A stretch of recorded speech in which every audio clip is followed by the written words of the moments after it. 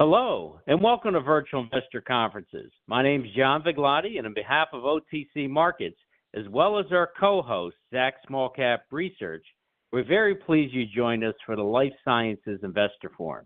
We'll start today with a live presentation from Genflow Biosciences. And please note, you can submit questions for the presenter in the box to the left of the slides. You can also view a company's availability for one-on-one meetings through the Schedule Meetings tab found on the conference platform. At this point, I'm very pleased to welcome Dr. Eric Lehr. He's the founder and Chief Executive Officer of Genflow Biosciences, which trades on the OTCQB venture market under the symbol GENFF and on the LSE under the symbol GENF. Welcome back, Eric. Thank you, John, and thank you for OTC to let us present Genflow to an American audience. It's quite attractive for us to present to an American audience, as we are the first longevity company listed in Europe, but we're also trading on OTCQB. As a listed company, you expect some forward-looking statement cautions. Here it is, it's done. Then we can move together to see the key message from that presentation. Our mission first, it's we are a longevity company. It's quite important for us. I will explain why. We are still in preclinical, late preclinical on NASH especially, but with some very good IND package. We are based, our scientific foundation is the use of sirtuin-6 and more specifically centenarian version of sirtuin-6, a variant that you can find only in the centenarian population. We present also the team that has the experience to deliver the pipeline of development that we offer. This pipeline has been extended. We've done recently a good job at securing both the financial risk through the multiple research grants and also expanding our pipeline, so reducing the clinical risk. But let's start about longevity. It's quite important for us to be a longevity company. You could ask why, because longevity doesn't seem to be a problem. It's in fact a huge problem. It doesn't seem a problem because our life expectancy is now 80 years, and compared to the last 100 years, we gain a second life. Life expectancy at 40 years, now at 80 years. The problem is that we are wasting the last 10, 15 years of this free second life, fighting age-related disease that we used not to know. So unfortunately, yes, we have a second life, but we spend this life in dialysis, in chemotherapy, with an Alzheimer's disease, with diabetes. So our objective as a longevity company is definitely not to extend the lifespan because it's moving forward. If we can make you live to 150, that's fine. But if the cost for that is to have 30 years of chemotherapy, of dialysis, I don't think it's a gift. It will be more of a curse. So the most important reason also for this interest in longevity is the fact that longevity is not yet regulated by the FDA, and that gives us a big opportunity. It's obvious that at one point, aging will be considered as a risk factor, like high blood pressure, high cholesterol are considered as a risk factor and are managed by the regulatory agency, FDA, MHRA.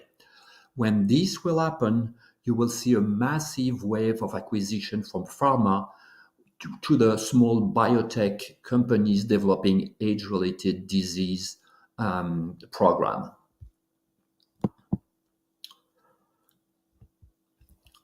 I told you that the basis of our scientific programs is the sirtuin-6.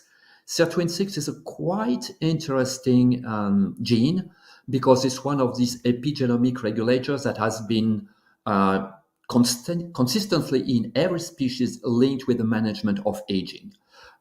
It's also very interesting because it's eligible for gene delivery. It's a small gene and it codes for only one protein, so no expected side effect. No, it's something you can control through gene therapy. It has also a very interesting property that it doesn't act on only one of the driver of aging, let's say mitochondria or telomeres, but on multiple driver of aging. And we start to understand the biology of aging. We understand that it's very complicated, like cancer, that is multifactorial. So the fact that sirtuin-6 is acting on multiple levels is quite attractive for us. But more specifically, our interest and the decision to create that company was triggered by a paper from the chairman of our scientific advisory board, Dr. Vera Gorbunova at University of Rochester. In 2019, she published a very important paper that correlates the lifespan of rodent to the quality of sirtuin-6. In the rodent family, interestingly, you have a different lifespan and a huge span of different lifespan. You have, on one hand, a mouse that lives for 2-3 years, and you have beaver, naked mole rat that could live until 35 years. What was very interesting is not only this correlation between the sirtuin-6, the quality of sirtuin-6, and the maximum lifespan was established, but Dr. Vera Gorbunova and her team was able to establish the mechanism of that. And that was more specifically the ability of sirtuin-6 to repair the double-strand break when the two strands of the DNA helix are broken. And the last very, very interesting point was the fact that the protein that's coded by this gene is 350 amino acids. But the difference between the sirtuin-6 of a mouse and the sirtuin-6 of a naked mole rat is only 5 amino acids. So a very small change in the protein could translate into a major benefit in terms of aging. That begs the question, of course, can we do that with human? And that drove us to the quest of a better sirtuin-6 in human. To do that, there was a sequencing done of us in a population, homogeneous population of Jewish Ashkenazi, of centenarian and control people, 450 centenarian and 550 control patients. In this sequencing, it's a large sequencing study done with Columbia University, Albert Einstein School of Medicine, and Rochester University. We discovered a mutation with 2 mutations of nucleotides and only 2 amino acids change in the 350 protein that the sirtuin-6, the human sirtuin-6 code. Not only we were able to identify this mutation, but we were also linked this mutation with multiple properties. Here I put one of the property of this centenarian sirtuin-6 compared to the wild type, a better ability to repair the double strand break, and even further away, we understood that this better ability to repair DNA is linked to an upregulation of PARP1. Also, during our preclinical development, we were able to identify multiple benefits of the centenarian version versus the sirtuin-6. And that gave us the opportunity to develop the drug in multiple indications. I said that we are a longevity company. Yes, but FDA, MHRA, European agency do not yet consider aging as a risk factor or a disease. So therefore, we have to stay as close as possible to aging, but to demonstrate that we can have an influence on the age-related disease. The first one was NASH. This one was a little bit of serendipity. We were looking at gene therapy in liver and liver as target, and we found that we have very strong rationale to deliver to target NASH. In addition, and that will be expanded in the next slide. The next program is the Werner syndrome. Werner syndrome is very interesting for us because it's a rare disease, so orphan drug designation opportunity, and it's a disease, a progeria, a disease of accelerated aging. So to stay as close as possible as aging as a risk factor, as a disease. The third indication is sarcopenia, and that's also a program that we developed under a grant that we recently received. Sarcopenia is also age-related. It's the loss of muscle. You may say it's not important to use your muscles when you're aging, but in fact, it's a major problem. Once you lose your muscles, you lose your mobility, you lose your social link. It's an open door to complication with cancer, metabolic disease, neurodegenerative disease. So major indication. The fourth program is a program with dogs. There's a market for delaying aging and related disease in dogs. But let's move to NASH. Why are we going to NASH? First, it's a very large indication, 36 million people expected with NASH. It's becoming the main cause of liver transplantation. Just to illustrate this liver transplantation problem, in the US alone, you have 100,000 patients waiting for a liver transplant. Out of those 100,000, 10,000 will die this year without getting their transplant. So when we say it's an unmet need because there's no therapy, you understand it's a really acute unmet needs. Due to these acute unmet needs, the agencies have developed new guidelines, and there's possibility to have multiple accelerated development pathways. So that makes this very attractive. One of the major problem with NASH was the fact that you had to have liver biopsies. That's not very attractive for the patient. It's too invasive, but there's been progress with the imaging, and now with exams like FibroScan, you can rely less on biopsies and histology. It's even more reliable. It's accepted as a primary endpoint by the agency. So that makes the clinical trial for NASH much more easy to perform.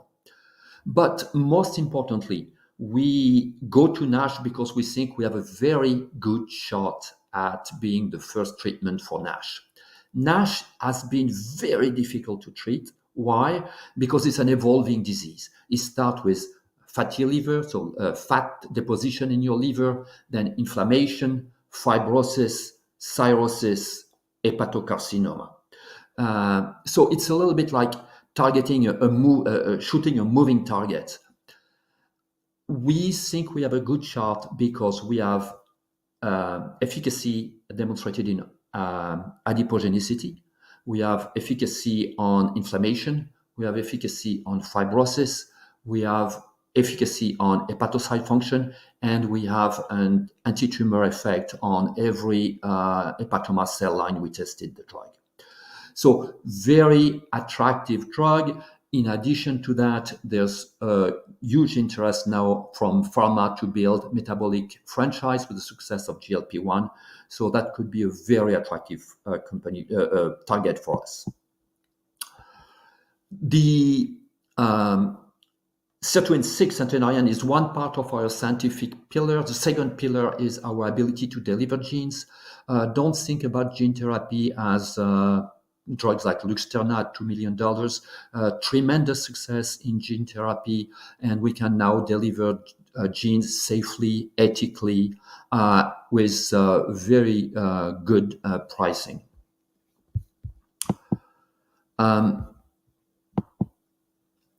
We are using multiple delivery system, exosome, AAV, exo-AAVs, We have even LNPs for other indication in the future that we have developed. What have we done in 2023 and what will be our 24 priorities? We did a good job at growing our IP portfolio. I told you that we have exclusive license of the patent for the centenarian sirtuin-6, its composition of matter, but we did this patent through application on sirtuin-6 different indications. We expanded our market. We were first a one-trick pony with only one indication. We decreased the risk by expanding the market with large indications like NASH and sarcopenia, but also indication that we conduct by ourselves without partnering, like the Werner syndrome that we can conduct under orphan drug designation and allow us to do that ourselves. We moved GF102 on the NASH program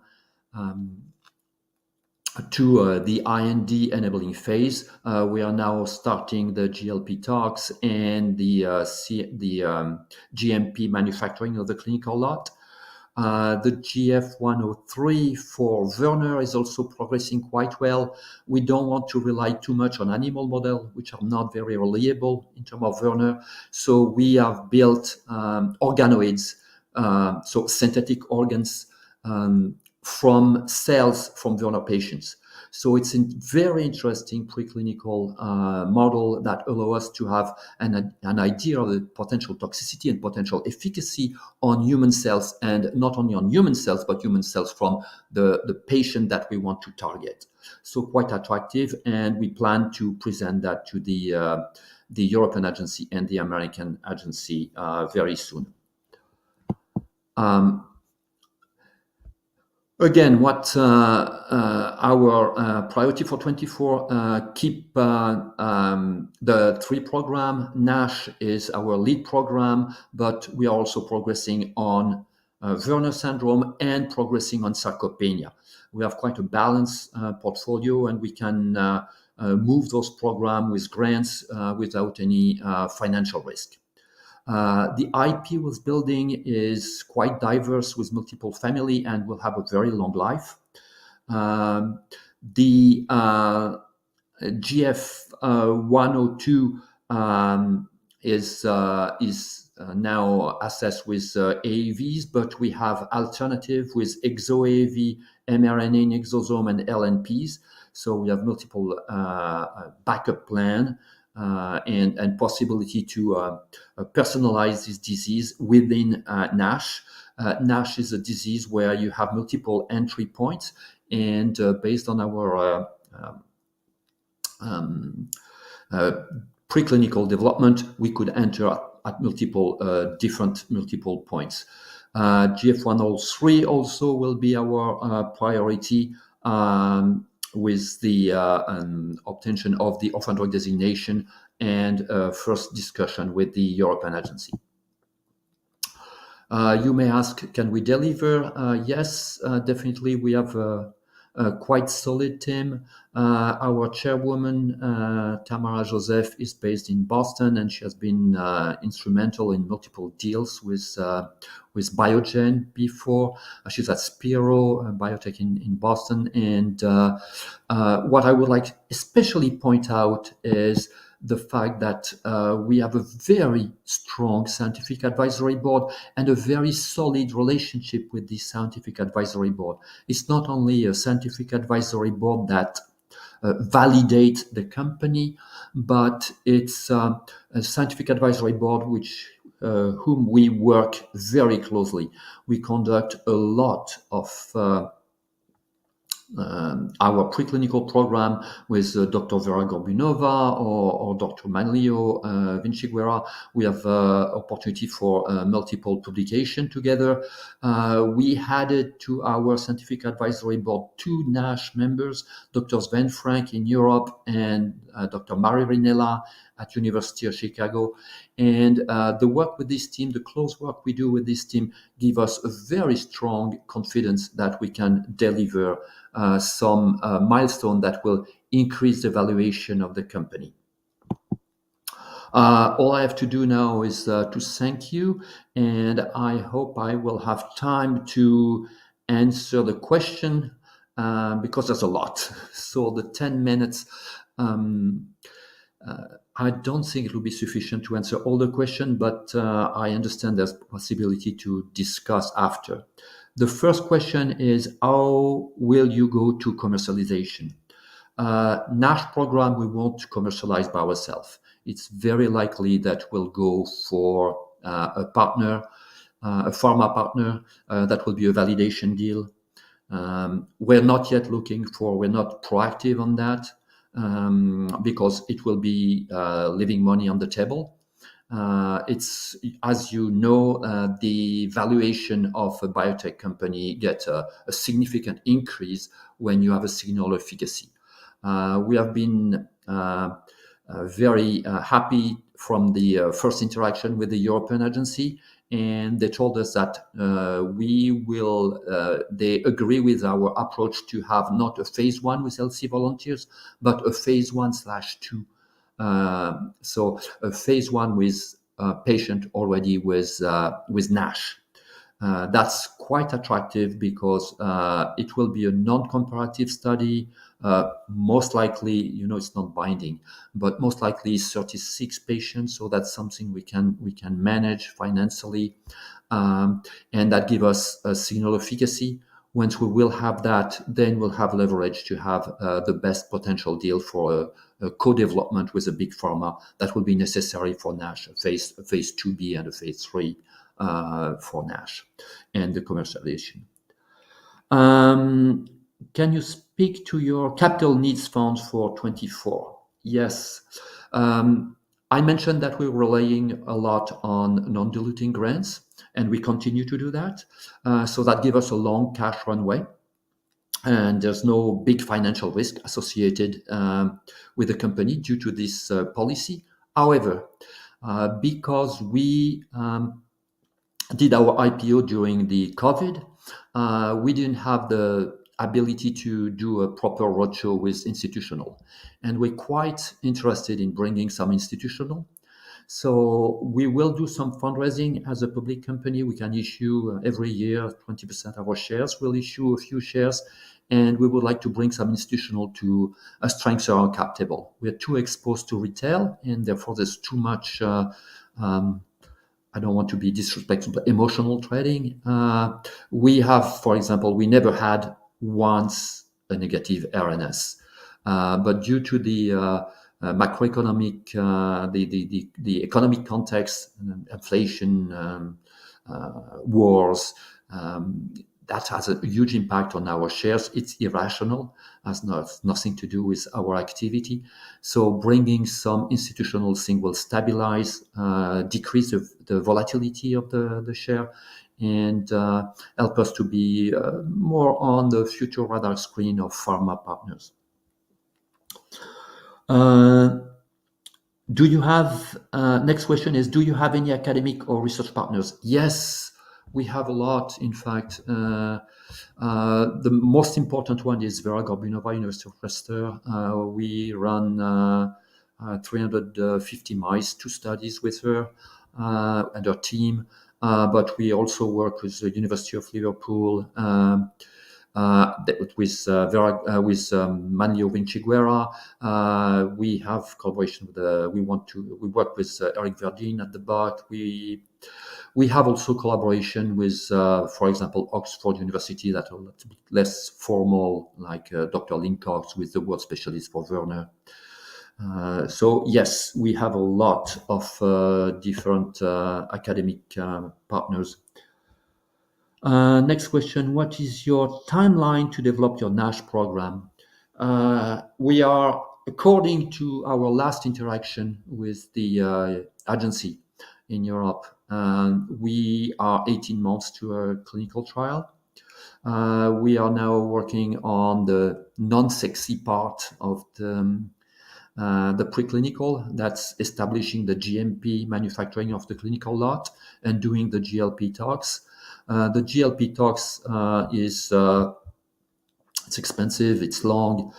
In our case, we are extremely confident because sirtuin-6 is a gene that we all have. It's not something exterior to our biology. We already, during the mechanistic studies, administered the sirtuin-6 to more than 700 mice. We've never noticed any toxicity, but we have to do the job, and we'll do that. We plan to have an FDA meeting. Most likely, we will file the book for the Interact meeting in end of April, and that give us, they review it, and then you have the meeting. Most likely July we'll have the meeting, so based on the guidelines from the FDA. Next question, why is longevity such a problem? Yes, it's a problem because lifespan and health span are not progressing together.